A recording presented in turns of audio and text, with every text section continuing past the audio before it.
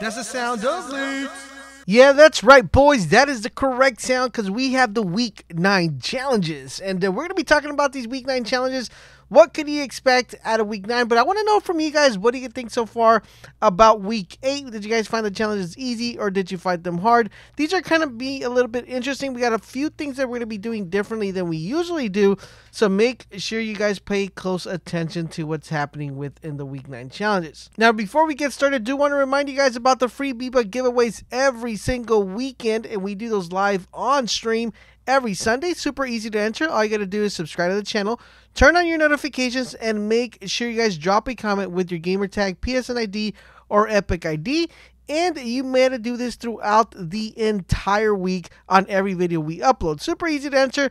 I don't know what you guys are waiting for. Let's get started and start answering now. So now let's talk about this Week 9 challenges. At number 1, we have hit 3 trash bins with a pickaxe. Now this should be super easy to complete. You shouldn't really have a problem.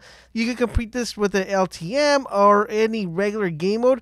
You shouldn't have a hard time. If you don't know where the trash bins are at, let me know and I can post a guide, but these are actually pretty easy to spot. You guys shouldn't have a problem completing this one. Next up we have is use a sneaky snowman. Now this one might be a little bit confusing to some of you guys who might be coming into the game and don't know where a sneaky snowman is, but you only have to use one of them as of right now. At least that is what the challenges say. Now remember, if for some reason some of these challenges are not in the game when it gets released, usually these are almost always 100% correct, but there's a time and sometimes where it could be like something changes. So do keep in mind that either the number of how many you're supposed to get or how many you're supposed to complete might change, so do keep that in mind. Next up we have is complete 3-time trials with the Stormwing. Now this one shouldn't be so hard, but the biggest problem with this one is learning the pattern of the time trials. So my suggestion would be is definitely do this in an LTM. You do not want to be doing this like in a regular solos, duels, or squad match,